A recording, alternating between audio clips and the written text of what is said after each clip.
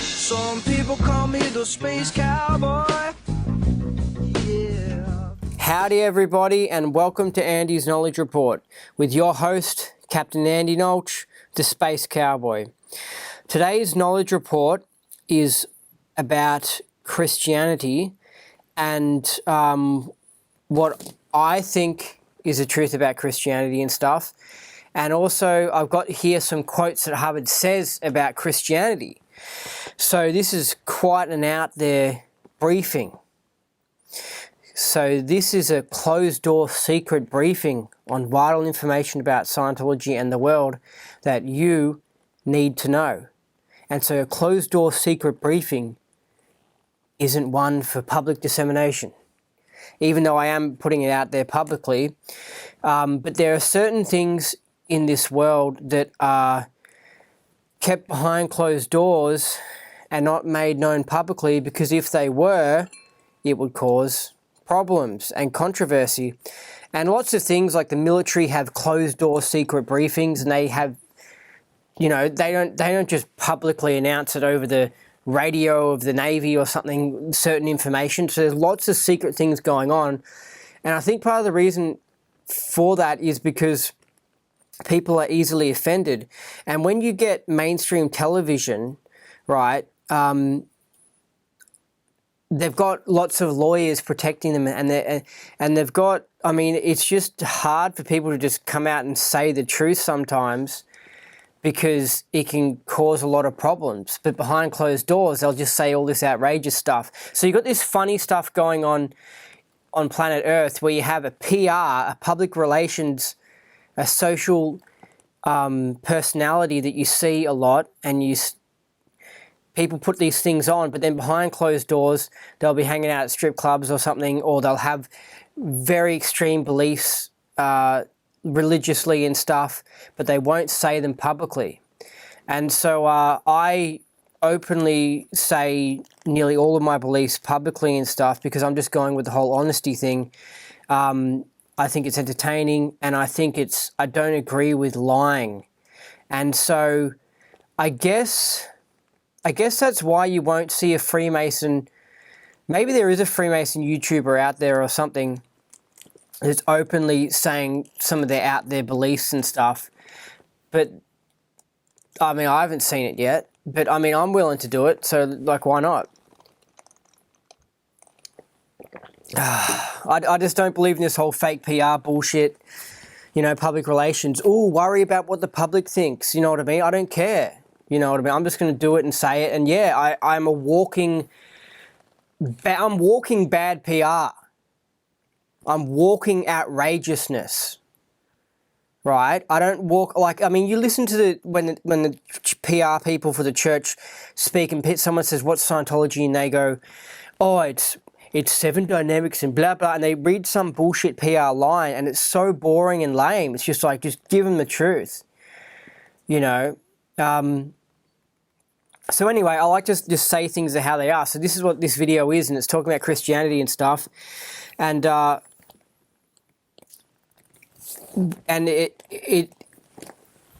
I'll read out what Hubbard says and stuff, but this is what my personal research into Christianity, this is what I've realized myself, and this is how all Scientologists should be. It's not like we follow Hubbard like a robot or anything. It's like you study Hubbard's information, you study other information, and you work out what's true for you, what you have discovered to be the truth. That's the way how it works. So that's why also someone might criticize Hubbard and something, and it's just like, well, yeah, I'm a Scientologist, but that doesn't mean that like I necessarily believe with that thing that Hubbard said. You know what I mean? It's just like I'm my own person, you know? I mean, I just think Scientology is cool, and I get benefit from doing the processes and stuff, you know? That doesn't mean I have to agree 100% with everything Hubbard says. But this is what I've found out Christianity is. Firstly, it is an improvement on atheism. Atheism is the evilest thing ever, because atheism isn't just that there isn't a God. Atheism is that there isn't an afterlife, there isn't spirits, There isn't moving objects with your mind. There isn't aliens. There isn't anything unusual. There isn't Bigfoot. It's just like all there is this normal suburban existence, which, by the way, there's all this evidence for Bigfoot, okay? I believe in Bigfoot. Okay, absolutely. But anyway, I know Bigfoot sounds silly and stuff, but I'm just saying go in there and investigate and actually speak to people. I mean, I've interviewed someone who's got Bigfoot fossils, like actually the footprints of Bigfoot and stuff, and he's found it. And he's not bullshitting. He's not getting any money from it. He's just interested in archaeology, and he collects them, all this sort of stuff. He collects all these things, and he's come across Bigfoot stuff. Anyway, so atheism is that, like, it ignores ghosts, it ignores all these paranormal phenomena. Look up paranormal phenomena and actually see there's all this evidence that there's way more stuff going on. People seeing ghosts and, like, people getting abducted by aliens. There's so much out there, right?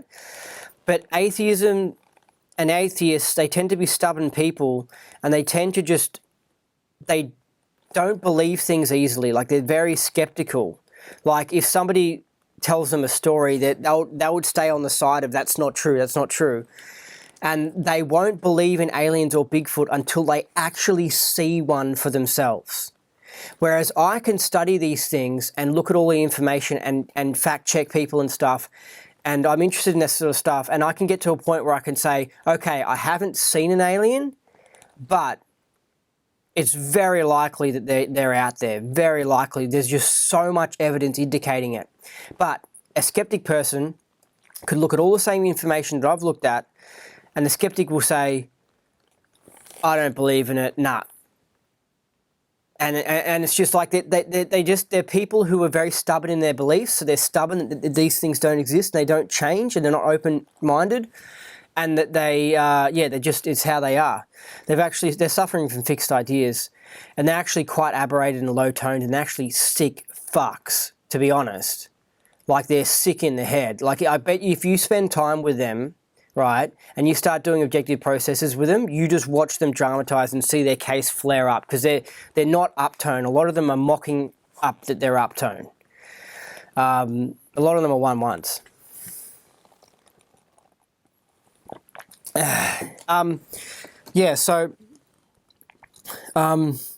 So atheism is denying all these things and stuff, and I used to be almost an atheist. Like, I didn't have the passionate, I wasn't, like, totally certain that that there was no God, like some of these aberrated atheists. It's like, how can you be totally certain that there's no God?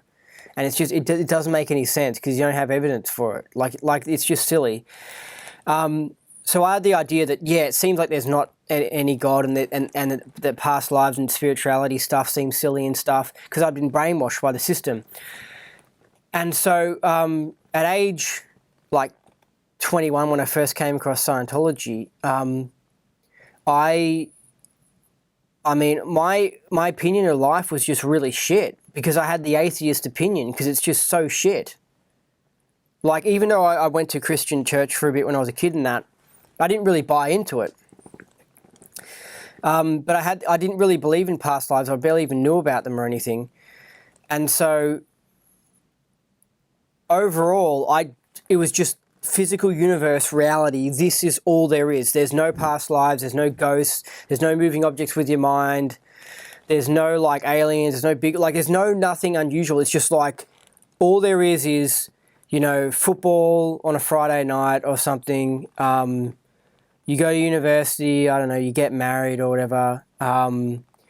You watch Leonardo DiCaprio's latest movie, just this shit Matrix, even though Leo has some good movies, but, like, this shit Matrix, physical universe existence in Western society, right?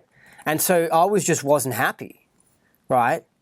In general, I just thought life was really shit. And part of that was because I didn't have a religion. I was sort of atheist. I was sort of was an atheist. Right? I just was a wog, basically. And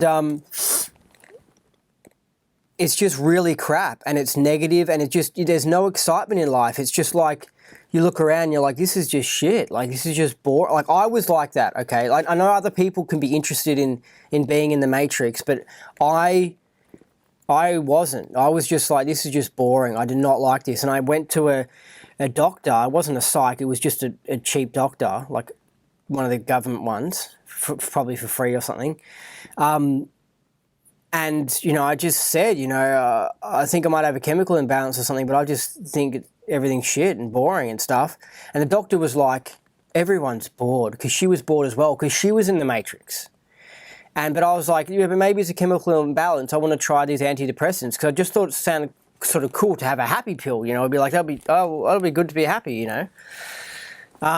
Anyway, I tried them, and they're not even really happy pills. They're like, they're not even antidepressants. They don't even do what they say. They're bullshit, basically. They're just a scam antidepressants. But anyway, I tried them for a few months, but I'm talking from real experience here. Like, I actually know I tried them, and I have heard they have made some people feel better, but there's much better drugs and other stuff out there that can actually help depression. Like, apparently magic mushrooms literally like cure these sorts of things. But of course they won't prescribe them, because they can't prescribe them for 20 years. They can only prescribe them 5 times and the person's done and cured. Why would you want that? They can't make any money. Anyway, so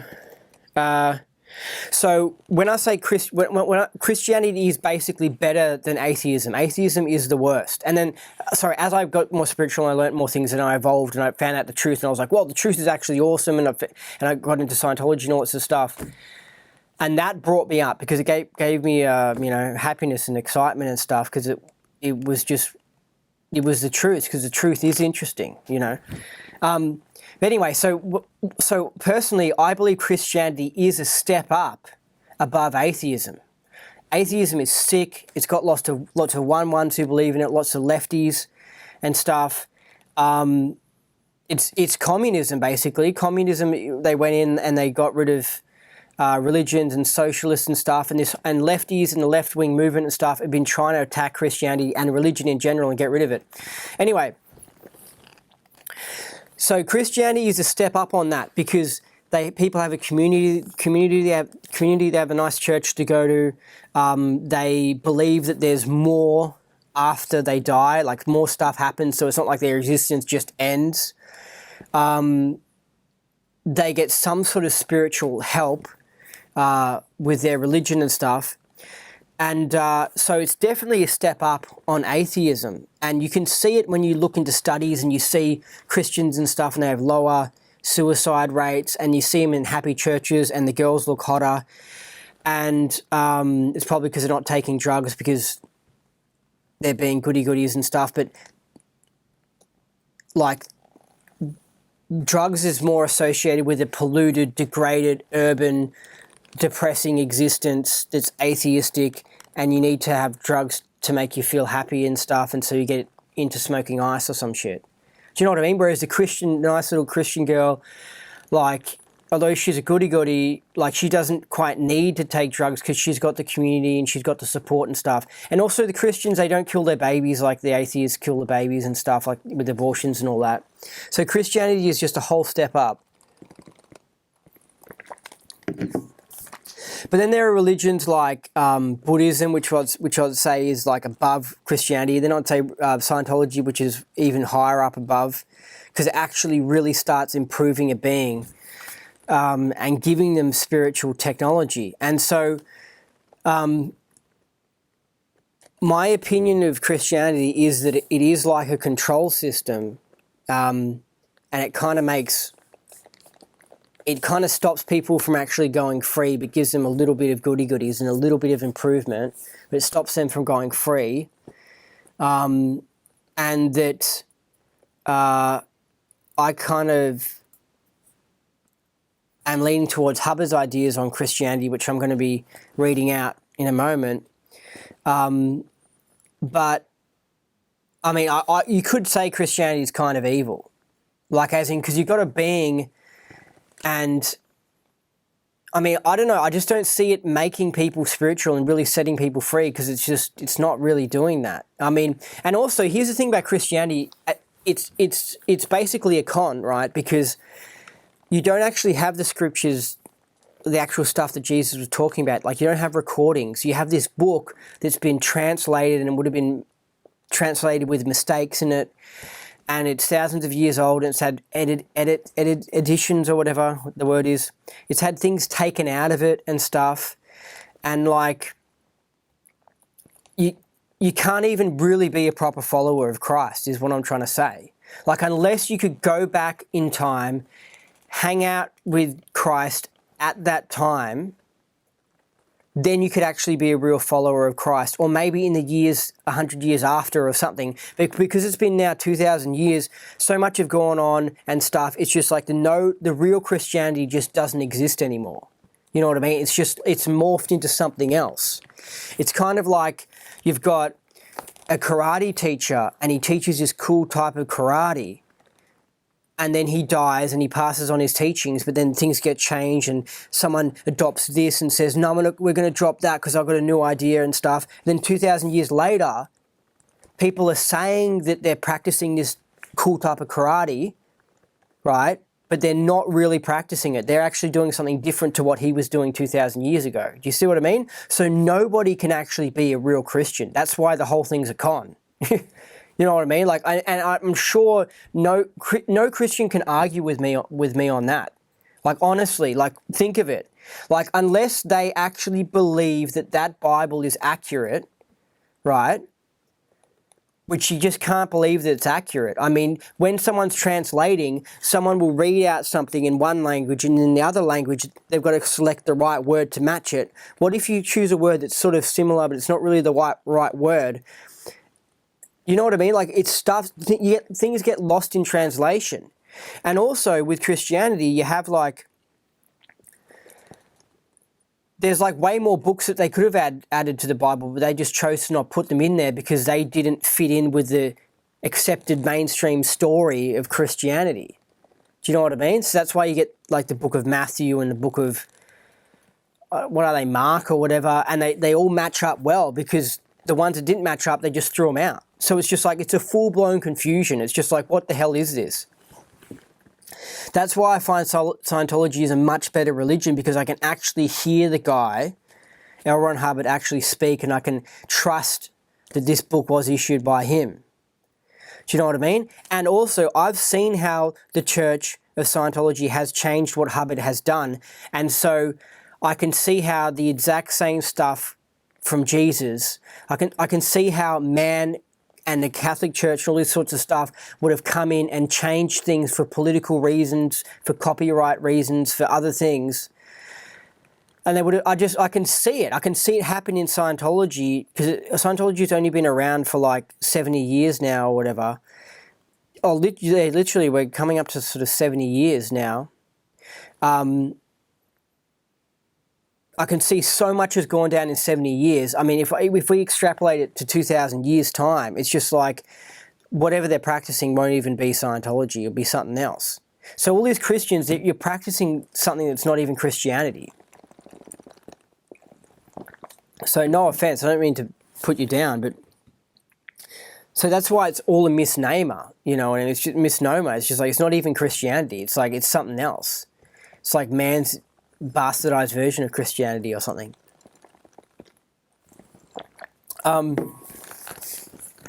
So I don't really think it sets people free and all that sort of stuff. And you read stuff like about Jesus, and there's so much contradicting information already. Like, they've censored it and stuff, but there's still heaps of contradictory information.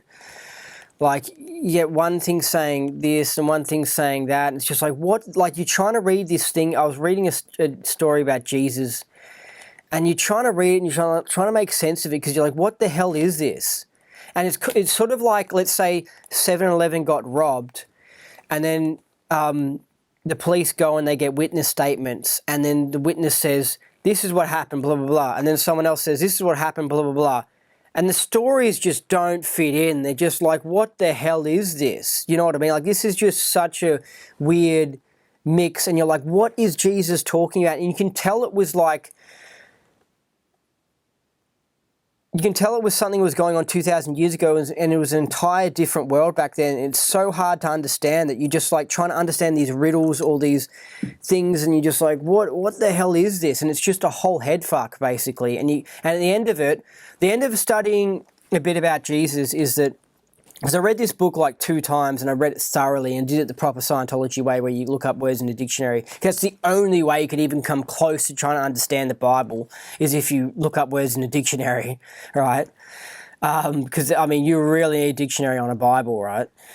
My conclusion was that the written records of this Jesus guy are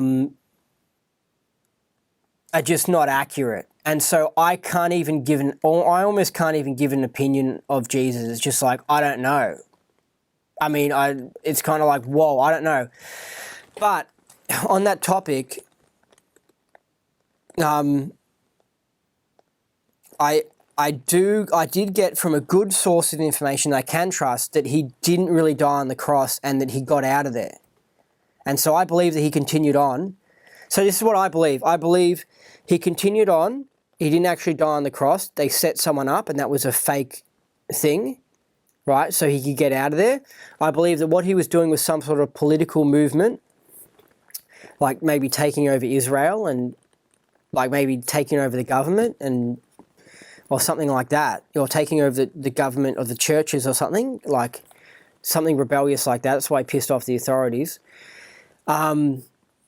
I believe that he had a wife, Mary Magdalene. I believe they had a kid, and I believe the kid continued on and possibly went on into France and stuff. Like, seriously. But he went off, but Jesus went into India or something. So that's what I believe. I also believe that he was, this is coming from real deep research, I also believe that he was, his mother was abducted by aliens, right, and actually implanted with a fetus. And so Jesus was like some sort of half human, half alien, right, but a human alien that had his DNA unlocked. So that's why he could like move objects with his mind and like, or do really out there stuff, because he had the good DNA. And I know it sounds totally out there, but I'm telling you, this is from really, really deep research, right?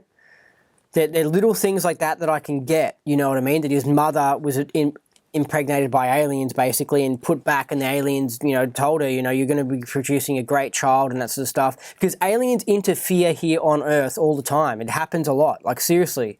Aliens abduct people, and aliens send people here to Earth on missions and stuff, and different aliens from different groups. And so that's what Jesus seems to be, from some sort of alien civilization. And that he was, as a spirit, put into this specially made body that would enable him to execute his mission excellently. And these are the only things I know. And so it's just like, whoa, it's just a whole wild thing. And I mean, if you want to know about alien intervention and all that sort of stuff, you just got to read that Bible and look into it. It's a whole story about aliens being involved with humans in the Middle East. I mean, it's totally, all this stuff about gods, it's all just alien talk. That's what they called them back then. They say the beings from the sky. And so it's all this stuff about interactions with beings from the sky. That's why these religions started, because the locals were like, whoa, what are these guys? And they see the ships and they're just like, whoa, it's God. Oh my God, it's the creator of the world. And they're blown away by the technology. And they're like, oh my God, what is this going? Whoa. And they're like, whoa. And so they go, yeah. And they follow the orders of the aliens because they're so amazed by them, because this is primitive man. And you're like, what the hell? And then you have a belief in it, and you're like, this is like all these people, the bloody Jews, the Christians and shit, they're all basically a UFO cult. They don't actually know the real origins of their religion. It's a UFO cult. They say it's God, they say it's outside of this thingo, but it is like outside this thing. These are beings from other planets or outside this dimension that are coming into this dimension to visit it. Like it's just, it's literally, these are UFO cults that have gotten popular and have been around for thousands of years. And there are UFO cults around today that, I mean, if they took off and then 2,000 years time down the track, you know, people sort of almost forget that it's a UFO cult. Words get lost in the translation and people just go, God, God, God. And God doesn't mean UFO, like alien in a UFO. God means God, God. Oh, it's God. And then people start thinking God's silly or something. And it's just like, all these words are confused, the definitions. Anyway, so personally, in studying Hubbard's stuff about Christianity and looking over information more deeply, I'm actually dropping my Christianity label. I'm dropping it now because for a while I held Christianity in there because there's something that I liked about it. I could see how it helped people to a certain degree. It seemed like Jesus was this cool, rebellious, like I imagined some sort of Russell Brand guy, but if he was really heavily into spirituality and he was trying to take over the world, I thought that's almost what I sort of view Jesus as and stuff. And but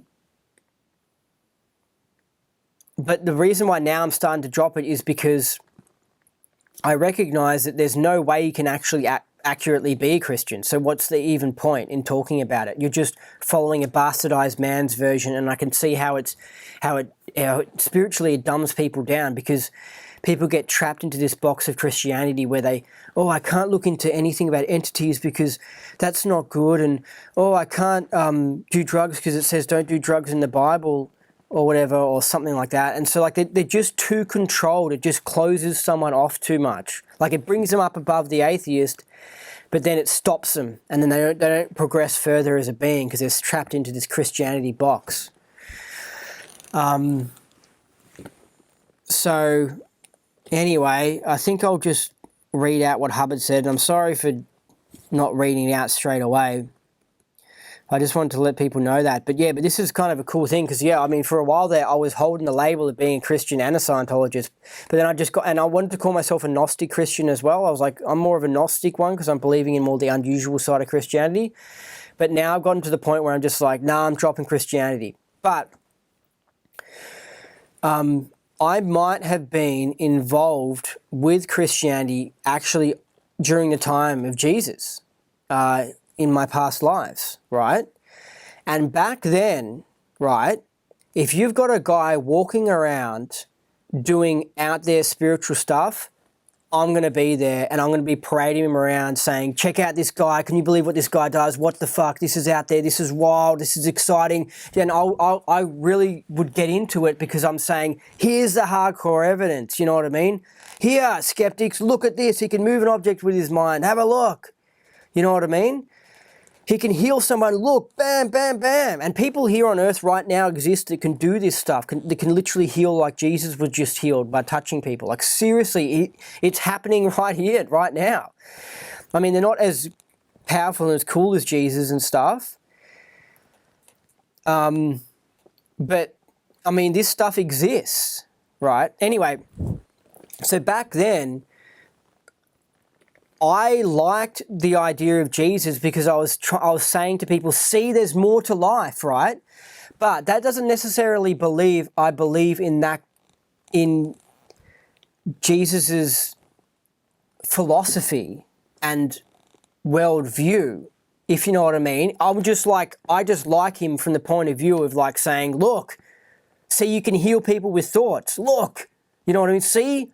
You can move shit with your mind. Look, you can walk on water. See what I mean? See where bloody well, it blows the lid on the whole matrix, and it shows how we actually are magical beings and stuff. And it's just like, even if he was, because Hubbard seems to be suggesting that Jesus was part of setting up a control system and stuff, so was basically a bad guy. If he was around today, right, I would still kind of be talking about the guy and almost promoting the guy because I'll be saying, look, there's freaking more shit going on. Here's the evidence, because I like to go around and parade these people, and I wish I could just move an object with my mind, like directly, like go like that and move it. So then I could go around to all the skeptics and say, fuck you, wake up. See? Look at that, I'm not doing any trick. Look, see, there's way more going on in life. You're too dumbed down. You need to realize that this is a freaking trap. We're in a matrix. And stop being so stubborn and start realizing that all this magical shit is true. You know what I mean? Like, we're in a magical. So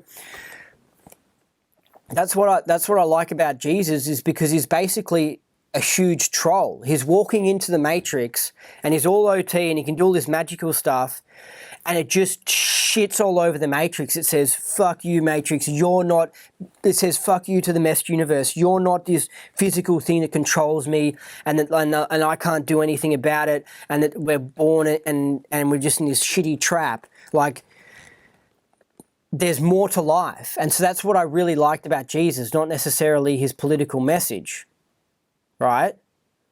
But saying that, I barely accessed any memories from back then, and it could all be wrong. But I'm saying if I was involved with Jesus back then it would very much be because I liked the fact that he was like something we needed for our movement, because he was just showing everyone how there's much more to life. You know what I mean? So, anyway. Just the same as I want to meet Uri Geller, because Uri Geller these days is a spoonbender guy. I mean, he's psychic and he can do amazing stuff, and he's just sort of like Jesus as well. Anyway, so the first thing I want to read here is too controversial, so I'm not even going to bother reading it. It's the OT8 thing in Jesus. And so I don't want to read it out because it's high-level data and people can't handle it, but it says some outrageous stuff in reference to the Bible and Jesus and stuff. And so when you read it, I won't say what it says, but I'll just say my opinion of it, right?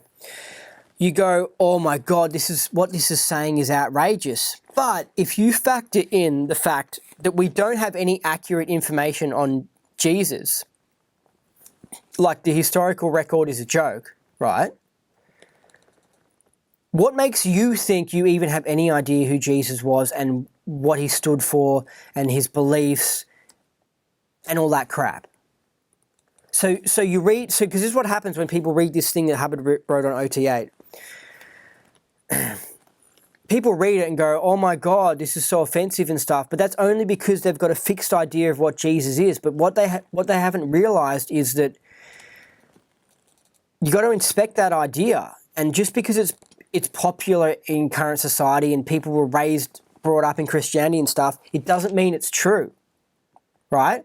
If there was an historical record of Jesus that was actually accurate, then you could read this. You could compare this historical record and say, okay, Hubbard was right or wrong. But in this situation, we've got no reliable information on Jesus. He's just like a bizarre myth. And then you read what Hubbard says about Jesus, and so you should say, okay, well, we don't even know who the frick Jesus is anyway. That's basically what you should do. But what happens is you read it and you go, oh my God, this is outrageous what Hubbard is saying about Jesus. Whoa. And it's only outrageous because you've been fed bull crap that's been passed off as historical data, but it's just crap. It's just like retarded rumors. Like we don't have any accurate information on Jesus.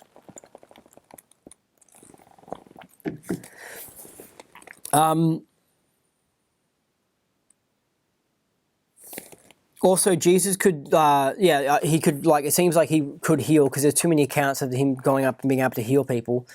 He could get demons out of people, which are like getting entities out of people, which is interesting. I don't know, the whole thing's sus. Because, I mean, there's one moment in the Bible where some Greek girl, this is why you can't even talk about it, because you don't know if any of this stuff is accurate. But some Greek girl went up to him and he goes, I don't deal with the dog races or something like that.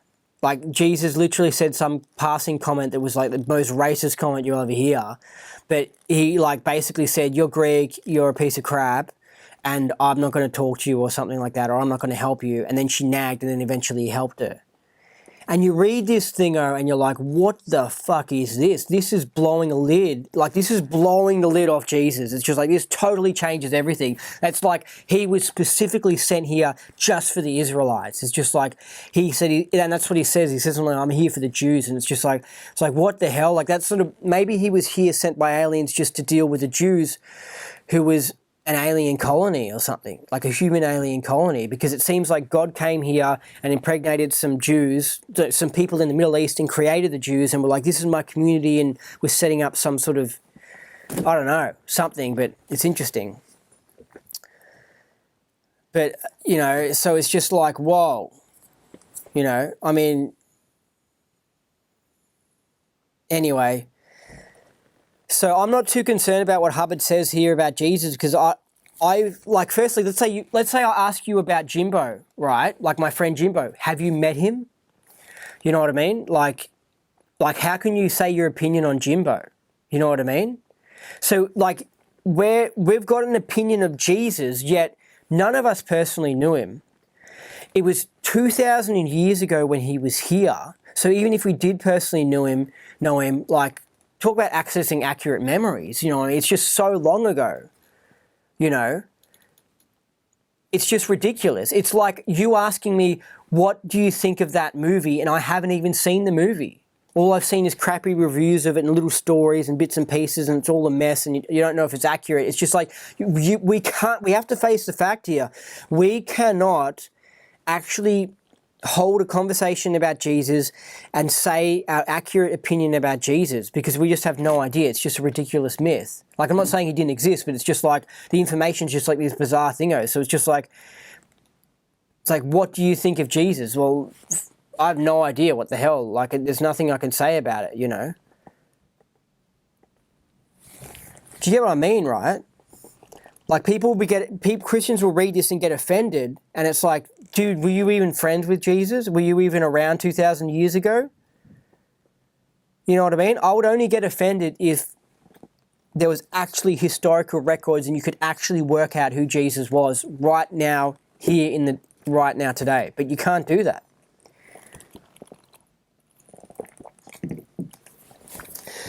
Anyway, so yeah, in this OT8 thing, Hubbard pretty much says that Christianity's bad. I guess essentially that's all I'm going to say. And I think he says that Jesus is bad. Like, that's sort of my interpretation. But like, it's such a deep document, and you shouldn't read it if you're not up to that level. But it's deep. It is wild. It's like you have to study so much stuff and have cleared so many words and so much spirituality stuff to understand what the hell this document says. I'll get there one day. I'll fully understand it one day, but it is deep. And some people don't even believe it's real because it's so deep. So I'm not going to read out that one, but I've given you basically the summary. That says bad stuff about Christianity, and that's why the church denies it and stuff, and other Scientologists will deny it because it's not good PR, because they don't want people to know this stuff, because then people will think bad of them. And the Freemasons apparently have similar beliefs as well. Like they believe in like Lucifer and stuff, and they think lowly of Christianity because they understand how it's a control system and it doesn't set people spiritually free. Yet, of course, they won't ever say that. Like, publicly, they'll say, yes, we're a group that supports Christians, and it'll just all be kept secret. Apparently, how you work your way through Freemasonry is that you get to certain levels, and if you don't realize something at a certain level, then you don't get the next level.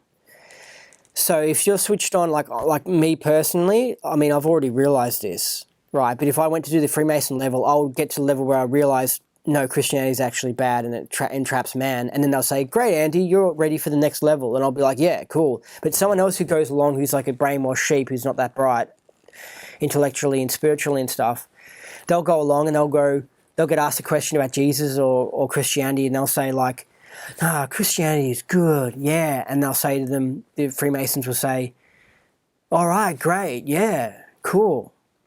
Yeah, like they won't tell them the truth. They won't go, you're wrong, you dumbass. They're like, they go, oh, this person's clearly not ready to advance because they're just not bright enough.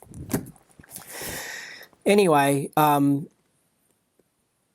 that's why it's like, to understand this document, it's just like, whoa, you got to study all this stuff. You got to almost become a Freemason, study all the high levels and go, oh, now I get the Antichrist and all this sort of stuff. And then you can be like, oh, I get what's going on. Anyway, so the next thing is here. In his teachings, Hubbard attacked Jesus and Christianity as implants. So Hubbard's saying is Jesus an implant? And also that I've got some other data that backs up that this idea of someone dying on the cross was already around at that time, and that was part of the reason why Jesus pretended like he died on the cross, because it was like what was expected to happen or whatever, and he had to get around it or something like that, and so he pretended that he died on the cross. And also they were trying to kill him as well, legitimately. But there was some sort of idea around that time, some sort of religious idea, because they were barbaric, primitive man back then, and they had some weird religious that were like, yeah, someone needs to die on a cross, and they probably could have got that weird idea from this implant. But it says this, Hubbard says this: also, the Christian church used and uses implanting with a squirrel version of the sevens. These gangsters were the Nicomedeans from Lower Egypt who were chased out for criminal practices, implanting officials. They took over the Nicene Creed before the year 0, invented Christ, who comes from the crucifixion in R6, 75 million years ago, and implanted their way to power. The original Nicomedeans date about 600 BC, and people who were Christ date at 75 million years ago. L. Ron Hubbard, Resistive Cases, Former Therapy, HCOB, 23rd September 1968. So that's some deep info for you to try and work out and ponder, and it's got words in there that you got to look up and stuff. For a long while, some people have been cross with me for my lack of cooperation in believing in a Christian heaven, God and Christ. I have never said I didn't disbelieve in a big Satan, but there was certainly something very corny about heaven, eat all, which is like etc. Now I have to apologize. There was a heaven, not too unlike in cruel betrayal, the heaven of the assassins in the 12th century, who, like everyone else, dramatized the whole track implants. If a bit more so. The symbol of the crucified Christ is very apt indeed. It's the symbol of a Satan betrayed. L. Ron Hubbard, HCOB, the 11th of May, 1963. Sorry, I'm just taking my jacket off.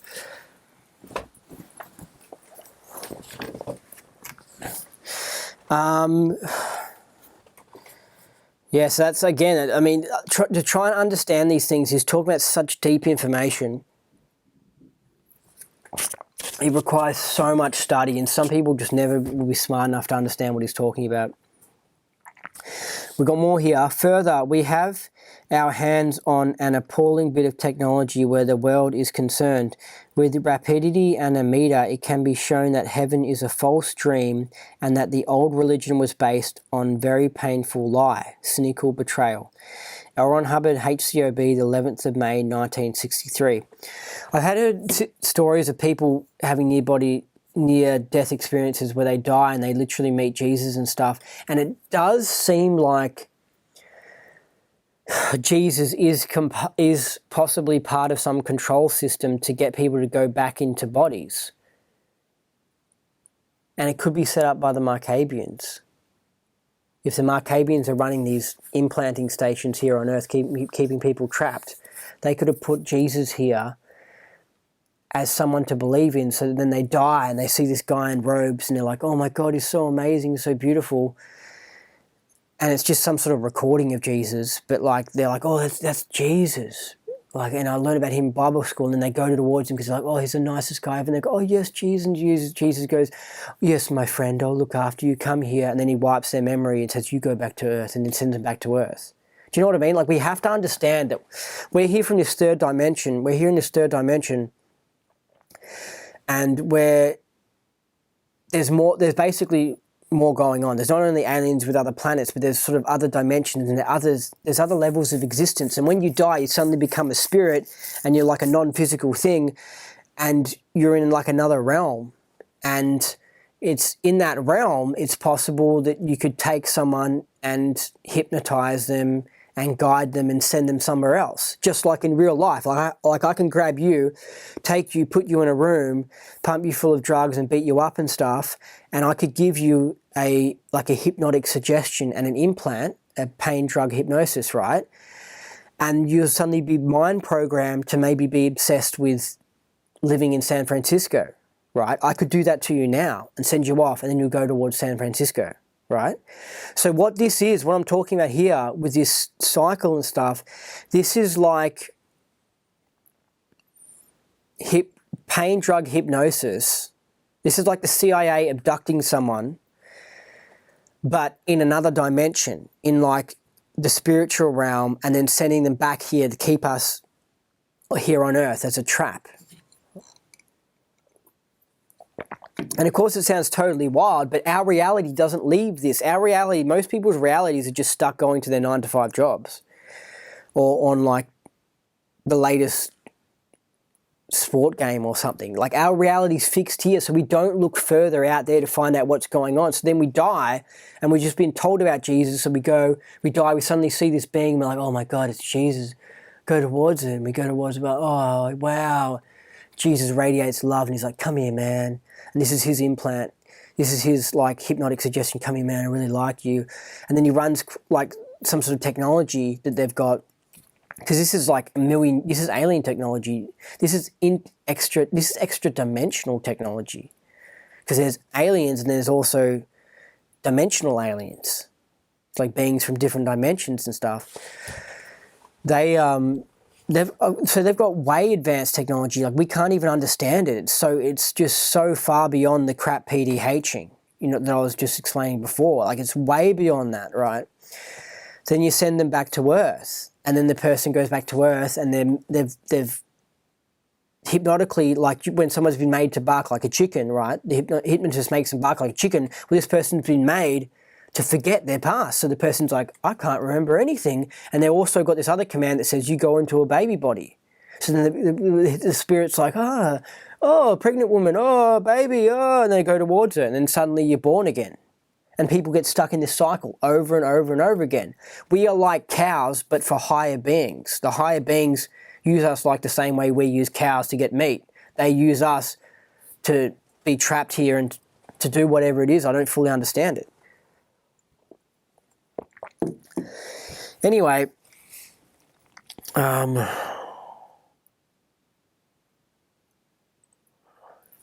so heaven could be like a false dream.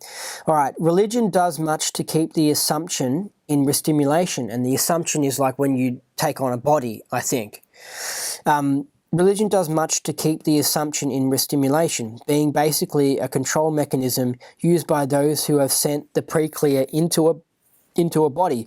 You will find the cross as a symbol all over the universe, and the Christ legend as implant in pre-clears 1 million years ago. Professional Auditor's Bulletin, Volume 2, page 26, 1954. I mean, we have to look at the effects of Christianity. Like, when it got popular, right, what happened to Europe after that? It went into like an instant dark ages. Like, literally, it got popular and got accepted as mainstream around 350 AD or whatever. And then, boom, you have this period between that and 1350 AD where, like, there was just no evolvement. It was full-blown dark ages. Like, it didn't seem to improve Christianity. So you have to it didn't seem to improve the European people who were believing in this religion. So, and it was holding back science massively. The church were like going out and killing people. And if like when Nicholas Copernicus discovered that we were really going around the sun as a planet, I mean, he just couldn't come out and say it because the church would just kill him and shit. Like the church had spies and stuff, they still do. And so it was massively holding back science. This is what the Freemasons think as well. And, oh, by the way, and with Freemasonry, if you're wondering, I think Freemasonry was actually a really good thing. But then I think at some point it got infiltrated and it got used to set up the evil New World Order. I think that they wanted to originally set up at the start some sort of New World Order, but it was like a freedom world order. It was like an order where people aren't slaves to kings and queens and slaves to churches and don't have information hidden from them. And I think originally that's why it helped to set up America, which was awesome. But then eventually it got infiltrated and it got used to set up something else by someone else. And so I would say probably from the 1900s onwards, Freemasonry was a write-off. And that's why it's less popular these days, because it's corrupt and it's just not setting people free like what it used to. Anyway,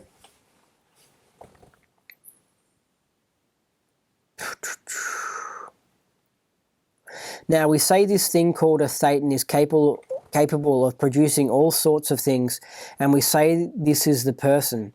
So therefore we differ enormously from the Christian statements on the subject.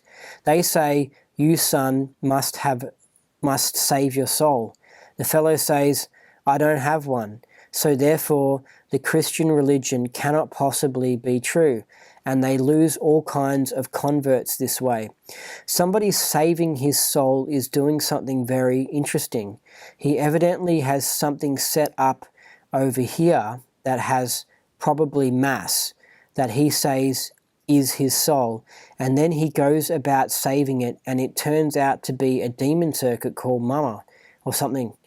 Now he expects this to go to heaven. Laughs.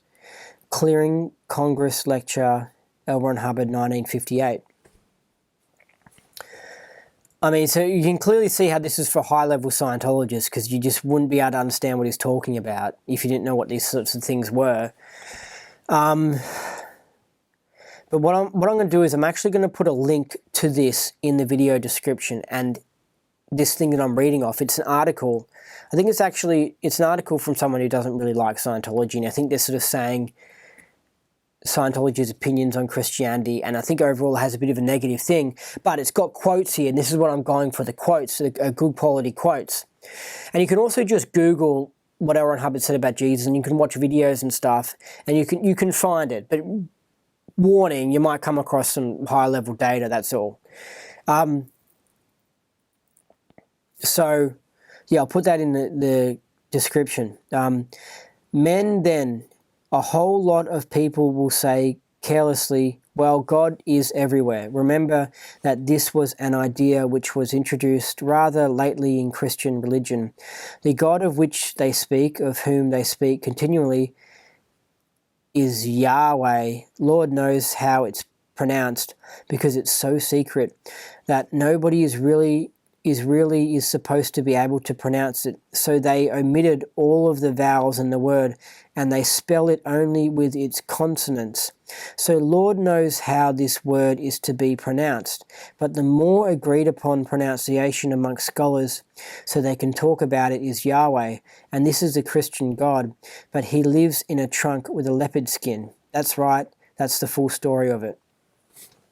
See, it sounds so whack, this trunk with a leopard skin thing. I think he's referring to the Ark of the Covenant. And speaking of that, this is why I know there's all truth to all this, because I've got good remote viewing information on this stuff. I mean, this is really true. There were God, which is aliens, that were involved with people in the Middle East back thousands of years ago. And there was a God that helped people, maybe it's the Israelites, get out of Egypt and help part the water. Like literally, there's truth to these stories, and there's truth to the Ark of the Covenant. That really was some sort of extraterrestrial piece of technology and they could sort of communicate with God or something, and it was real. It wasn't just some made up fictitious stuff. That's why if you read the Bible, you're reading it and you're reading a historical account, but you know, it's been translated and people's different interpretations have been added to it, and miscommunications and misunderstandings, and that's why it's like the biggest riddle ever. And one day I will, when I'm in retirement, when I've decided to let my body get old and die, while I'm waiting for the body to get older, because I'm planning on living really long, I will actually sit down and actually read the whole Bible. But at the moment, it's a complete waste of time because you're reading a piece of crap. You're reading, like, you know, bad stories of that 7-Eleven crime. You know what I mean?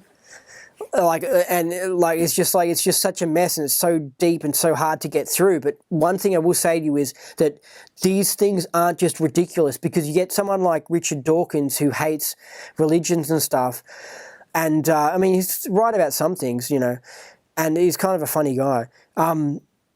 But he does, and so many other atheists do this as well. They put so much of this religious crap into the rubbish pile when it's not rubbish. You know what I mean? It's just like they hear about the seas parting, and they just think it's rubbish. They hear about the Ark of the Covenant, they just think it's rubbish. They think that these are just all loads of crap. But the truth is that there seriously are truths to them. And there seriously was extraterrestrials involved with the Middle Eastern people, like, around that time, whenever it was. And there's so much evidence for extraterrestrial involvement. Like, for example, when the seas got parted, and when the plagues, for example, they talk about the plagues, literally chemtrails were put into the sky, and then it poisoned the whole village and shit, and everyone got sick and stuff, and God was... this is where it's like clearly God was some evil tyrant and stuff. God was sending some message to someone and stuff, the Egyptians or whatever. But I mean, this really was real. Like, remote viewers have looked into it, and they literally see the UFO and they see the chemtrail, and they describe that, like, the poison has gone into the water supply and all this shit, and people die. Anyway, when they were running away, the Israelites, and the seas got parted, that was because, and this is serious, I'm serious here, the truth about that is because a UFO, from this alien gods or whatever that were protecting the Jews or whatever, the UFO got an asteroid and shot it. And so it broke into all these little pieces, and it went bam, and it landed on the water, and that pushed the water away and directed it away so then they could walk across this section where the water was.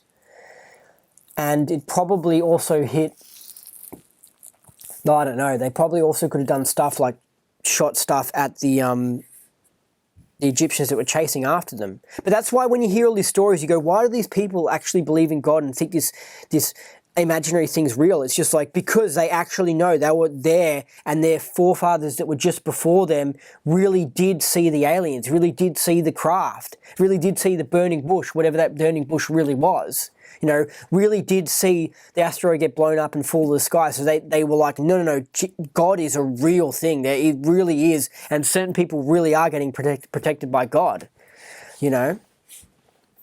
But then as time goes on, it gets faded away and people just go, oh, it's just a myth, it's not true.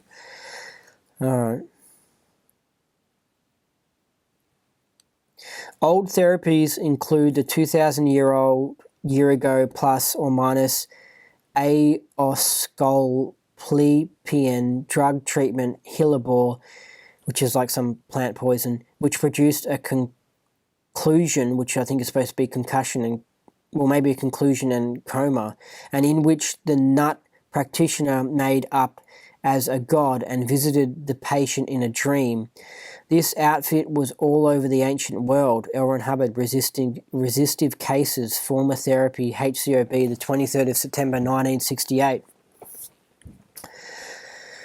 And then Miscavige, this is something that David Miscavige says, which is a fairly good point, and he says, for a while you've often heard it said, we are the only major religion to emerge in this 20th century. The truth is more than that. In fact, we are the only new religion. not a reinterpretation of some ancient doctrine, but the only original scriptural voice in the last 2,000 years. He said that in 1998. Anyway, wild stuff. Oops, clicked out of it. Hold on. So next thing I want to read is this, and it says, a few operating thetans scarcely could lead to trouble. Witness the chaos resulting from the activities and other determinism technology of one operating thetan 2,000 years ago. See, that's a really good point. I want to stop it right there. The other determinism technology. See, this is where it's like I said, the historical account of Jesus is crap, but it does seem like this idea comes up again and again of people turning to God and doing what God says and giving up their own self-determinism. So that's like a control mechanism. Do you see what I mean? It's like instead of you being a strong, independent person doing what you want to do, which is what my message is, which has always been my message. Like that's one of the main biggest things ever, because it's one of the biggest things I've ever realized is you've got to do what you want to do. Do what thou wilt. You know what I mean? It doesn't mean you should be evil and stuff. It's just do what you want to do. Stop going to university because you think you have to go to university, or because some parent says you got to go to university. Stop doing this because you think you're going to do it, or because it's fashionable or whatever. Just actually do what you want to do and fuck the whole world. Who cares? Just do what you want to do. That's the most important message you could ever learn, right? Well, it seems like that's also the cure for depression, by the way, because a lot of these people who are depressed, they're trapped into like shitty jobs, or they're trapped into like a shitty relationship, or they're trapped into a shitty sport, and they're not really doing what they wanted to do. If they really did what they wanted to do, they'll probably catch a boat today to Tahiti or something, or go and fish randomly, or just go on a bike ride somewhere. You know what I mean? Like they're usually trapped just doing something they don't want to do over and over again. Then it compresses and builds up, and then they forget that they're not even doing what they wanted to do, and they get trapped because of like advertising. They think that, oh, I'm supposed to do this to get a watch, so I'm supposed to go to work to get a fancy watch, and then they just keep on going to work, and they just get confused as a being, and then they just like, I'm bored, and they don't even know why they're bored, and they don't know why they're feeling shit and stuff, and it's just like, because you're freaking trapped and you're not doing what you want to do. Just do what you want to do, you know? Anyway, so it seems like this, seems like Jesus was promoting this idea of people, I guess, not doing what they want to do. You know, doing what God says to do. You know, it's like other determinism. It's like if God was an alien, it's like, you know, do what the alien says. It's just like, hold on a second, why don't you do what you want to do, you know? Anyway. It is despicable and utterly beneath contempt to tell a man he must repent, that he is evil. Those who talk most about peace on earth and goodwill among men themselves carry forward the seas of unrest, war, and chaos. Wow. And then we got here some stuff where Hubbard says this in the HCO Bulletin of 1959, 18th of July 1959. The whole Christian movement is based on the victim. Compulsion of the overt motivator sequence. They won by appealing to victims. We can win by converting victims. Christianity succeeded by making people into victims. We can succeed by making victims into people. And then he says this on the 21st of January 1960 in the HCOB. Some churches used a mechanism of confession. This was a limited effort to relieve a person of the pressure of his overt acts. Later, the mechanism of confession was employed as a kind of blackmail by which increased contribution could be obtained from the person confessing. Yeah, I've heard about that.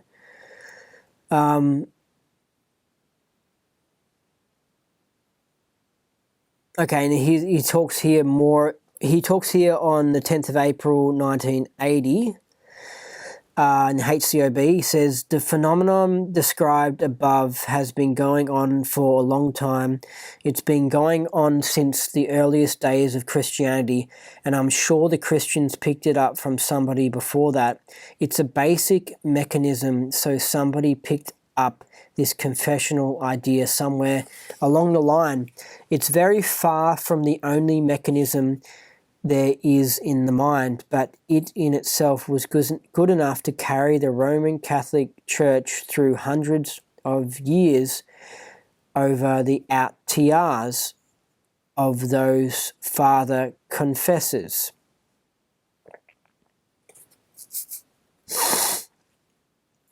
And now Hubbard talks about heaven being an implant.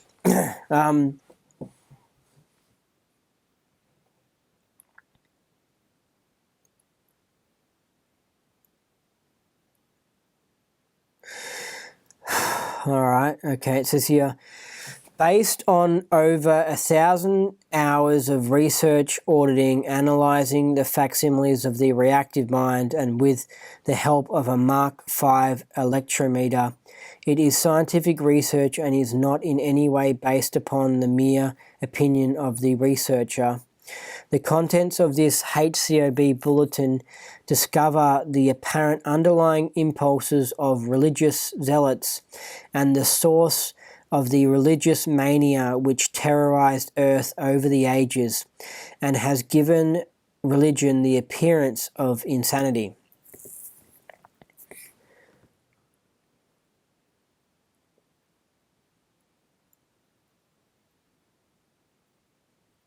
Then Hubbard says, the goals, problems, mass, implants, which are the apparent basic source of aberration and human travail, which began with the goal to forget, were cynically done in heaven. Hubbard, okay. And it says here, for a long while some people have been cross with me for my lack of cooperation in believing in a Christian heaven, God and Christ. I have never said I didn't disbelieve in a big Satan, but there was certainly something very corny about heaven. I think I already read this, didn't I? Remember, it's repeated. Yeah, it's repeated. Anyway.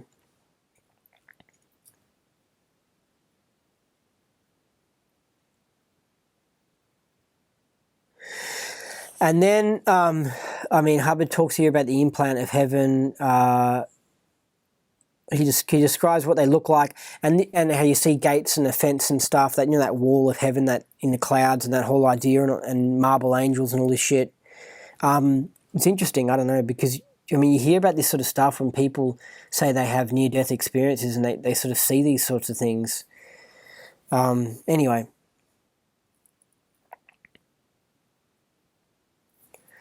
But it's really out there, and also part of the reason why these OT levels and this information is kept confidential is because it's just totally out PR, and Hubbard and the church don't want people talking about it because it gives Scientology a bad reputation.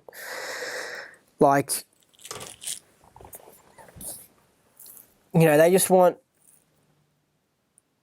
They don't want people who are not Scientologists or who are new to Scientology, they don't want people to come across this stuff because it just blows their mind too much and makes them want to leave Scientology.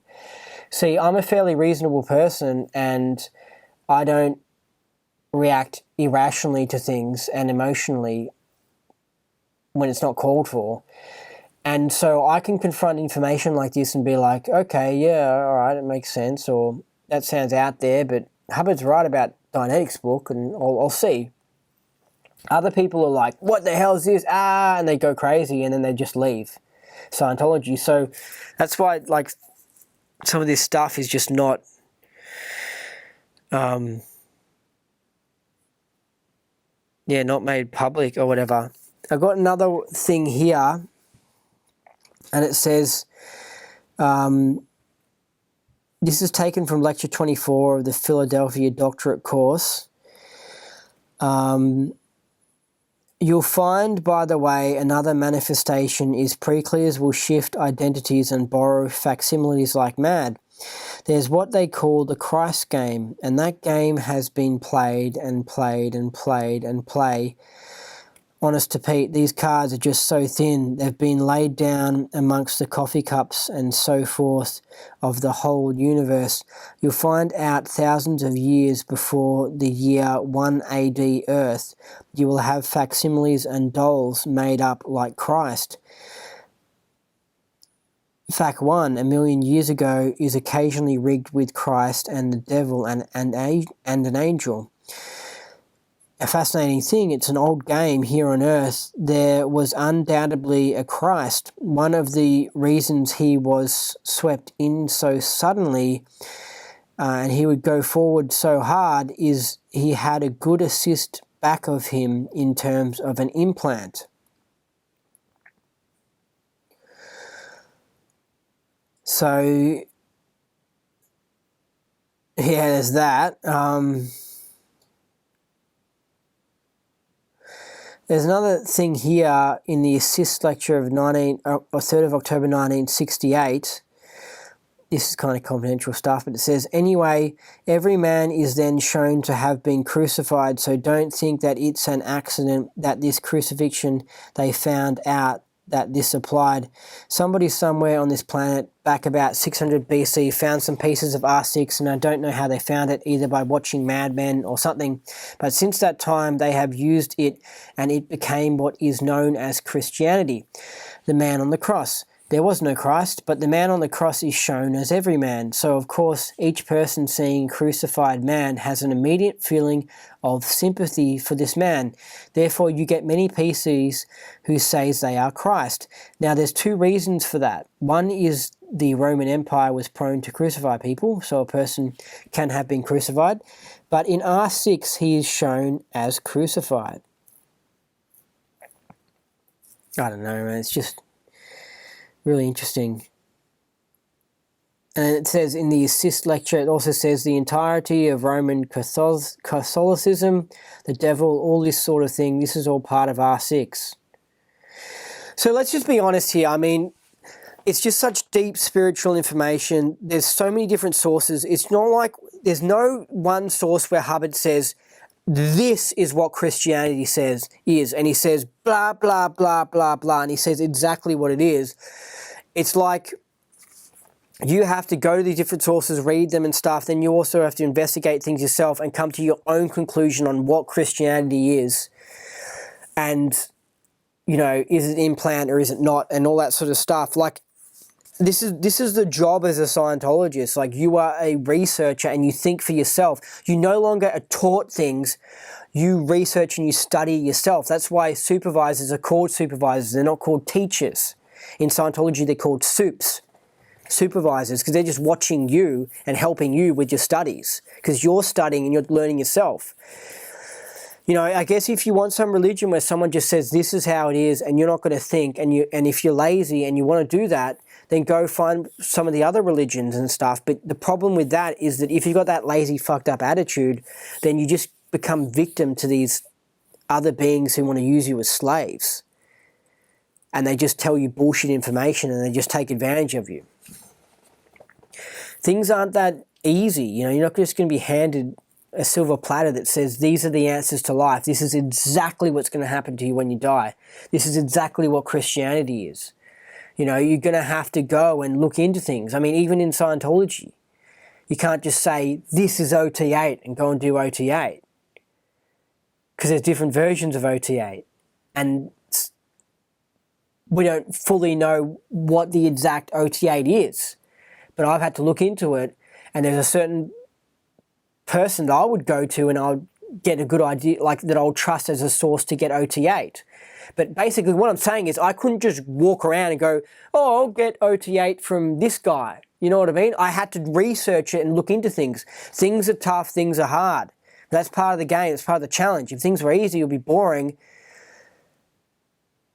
Do you know what I mean? Like, this is part of the game, is you having to shift through all this stuff and research all these things. But I guess in conclusion, it seems like Hubbard overall is saying Christianity is bad. That seems to be what he's saying. He seems to be saying it's like an implant. And if someone doesn't know what an implant is, it's spiritual brainwashing. It's something that you receive, I guess. Well, you can receive it when you're in a body, but it's something that you've received in your previous existences and stuff that evil people use to change your behavior. It's like a hypnotist making someone bark like a chicken, right? I know it's cluck like a chicken and stuff, but I like to say funny stuff like that. I'm just clearing things up for those skeptics and people like Chris Shelton who get angry. Because literally, I'm telling you, these low-tone people and people like Chris Shelton, they'll be listening to Andy and they'll go, Andy said bark like a chicken. See how dumb he is? Chickens don't bark. And they'll laugh at me and they'll be like, is he such a dumbass? And like, they're just idiots. They're freaking morons. They're sick in the head. Anyway,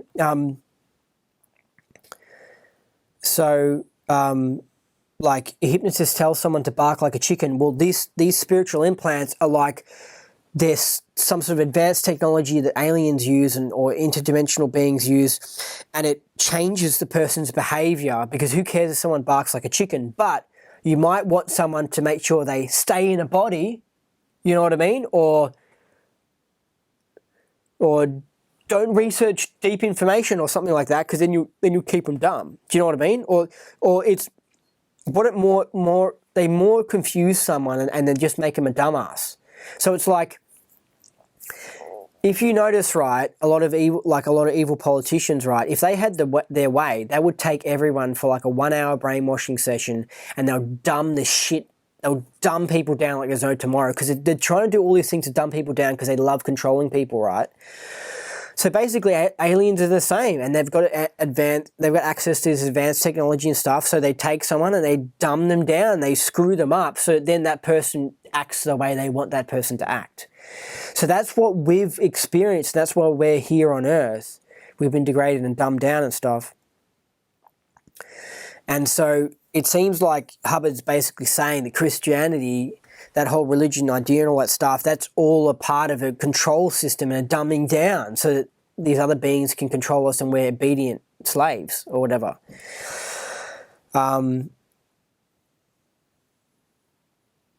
Yeah, and my opinion is I'm dropping Christianity. I'm not even thinking about bothering much with Gnostic Christianity or whatever, because again, you can't get reliable information and stuff. And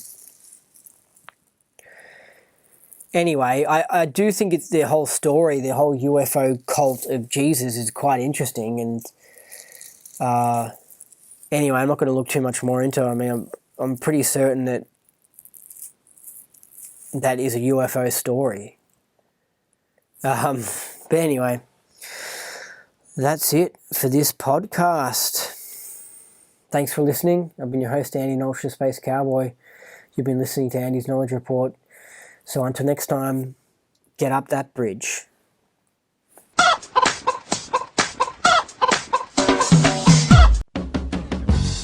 Some people call me the space cowboy. Yeah.